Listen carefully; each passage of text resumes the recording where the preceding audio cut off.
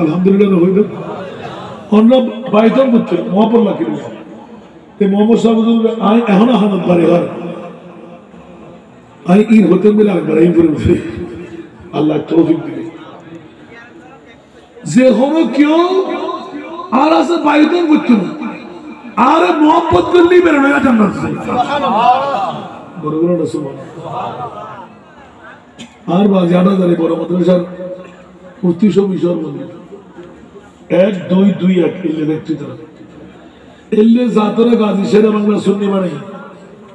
মোহাম্মদ শাহ হুজুর গোলাম বানাই দরবার শরীফ ছিনে বেলে আর বাফর এদিন একটু লিখতে বাধ্য যায় ফুজুম